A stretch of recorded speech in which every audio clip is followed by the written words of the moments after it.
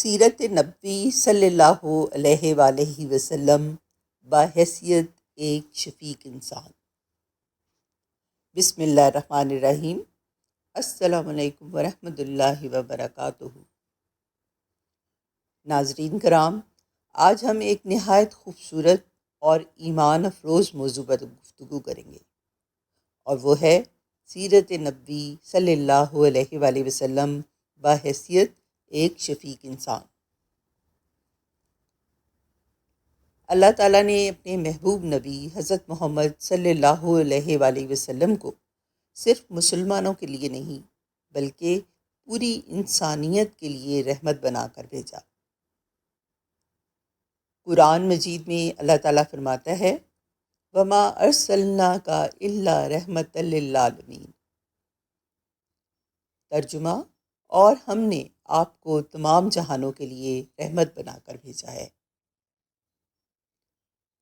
ناظرین، نبی کریم صلی اللہ علیہ وآلہ وسلم کی پوری زندگی محبت، شفقت، رحم، عفو و درگزر اور حسن اخلاق کا ایک ایسا نمونہ ہے جس کی مثال تاریخی انسانیت میں نہیں ملتی۔ سب سے پہلے بچوں کے ساتھ آپ صلی اللہ علیہ وآلہ وسلم کی شفقت کو دیکھیے۔ آپ صلی اللہ علیہ وآلہ وسلم بچوں سے بے حد محبت فرمایا کرتے تھے۔ ان کے ساتھ کھیلتے، ان کے سروں پر ہاتھ پھیرتے اور انہیں سلام کرتے۔ حضرت حسن اور حضرت حسین رضی اللہ تعالیٰ عنہما سے آپ صلی اللہ علیہ وآلہ وسلم کی محبت سب کے سامنے تھی۔ نماز کے دوران اگر وہ آپ صلی اللہ علیہ وآلہ وسلم کی پشت پر سوار ہو جاتے تو آپ صلی اللہ علیہ وآلہ وسلم سجدہ لمبا کر دیتے تاکہ بچے اپنی خوشی پوری کر لیں۔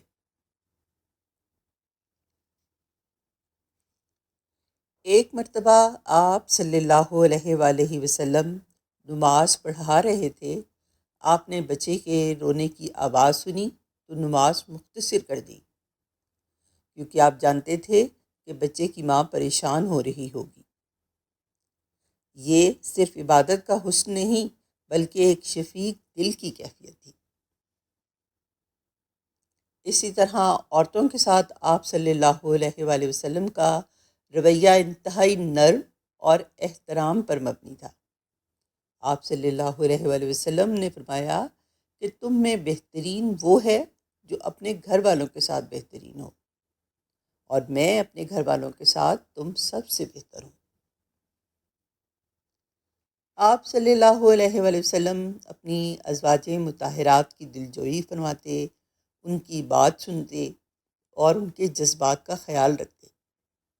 یہ تعلیم آج بھی ہر مسلمان مرد کے لیے بہترین نمونہ ہے۔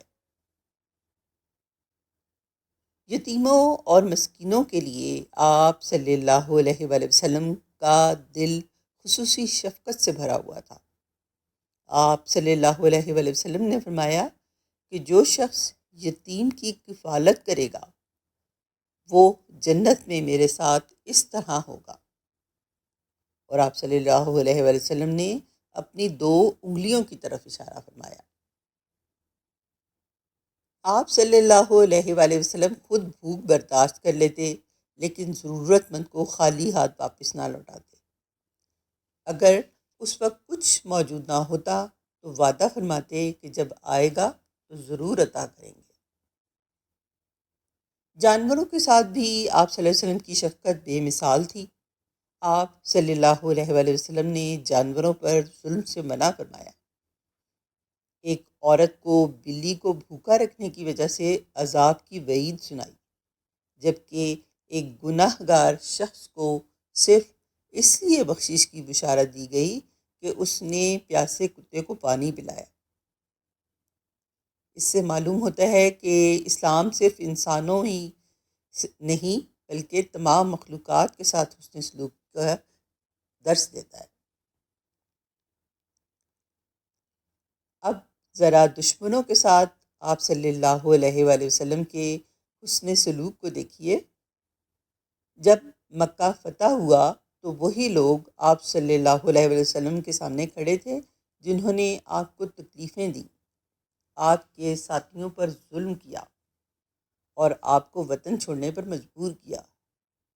سب کو یقین تھا کہ آج انتقام لیا جائے گا، لیکن آپ صلی اللہ علیہ وآلہ وسلم نے فرمایا، آج تم پر کوئی گرفت نہیں، جاؤ تم سب آزاد ہو۔ یہ الفاظ صرف ایک فاتح کے نہیں بلکہ ایک شفیق اور رحمت والے نبی صلی اللہ علیہ وآلہ وسلم کے تھے۔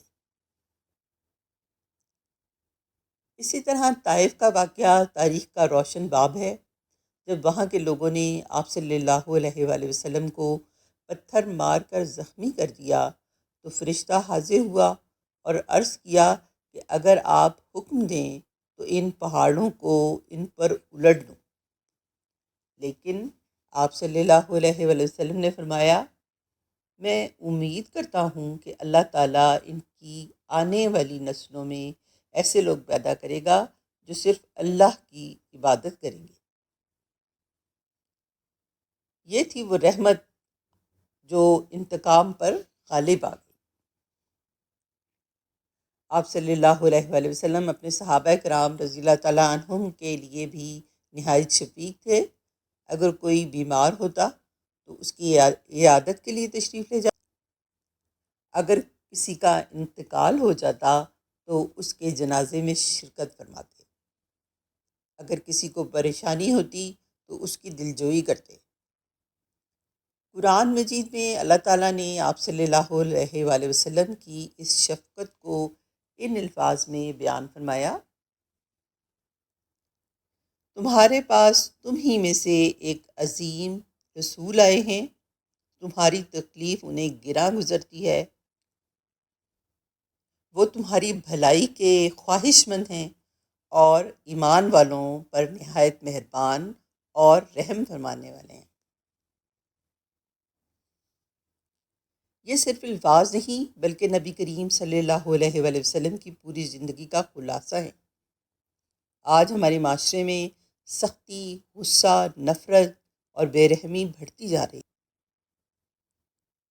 اگر ہم واقعی رسول اللہ صلی اللہ علیہ وآلہ وسلم سے محبت کرتے ہیں تو ہمیں چاہیے کہ ان کی سنت کو اپنے اخلاق میں زندہ رکھیں، اپنے والدین کے ساتھ نرمی اختیار کریں، بچوں سے محبت کریں، بڑوں کا احترام کریں، غریبوں کی مدد کریں، پڑوسیوں کا خیال رکھیں،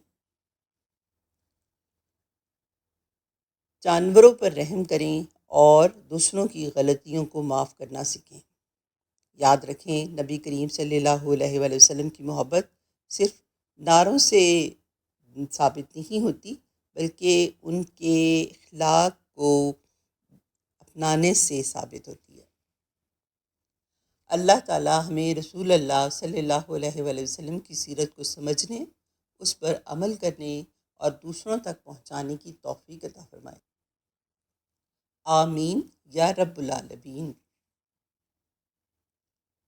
اگر آپ کو یہ بیان پسند آیا ہو تو ویڈیو کو لائک کریں، اپنے عزیز و اقارب کے ساتھ شیئر کریں اور مزید اسلامی ویڈیوز کے لیے ہمارے چینل کو سبسکرائب کرنا نہ بھولیں۔ جزاک اللہ خیر۔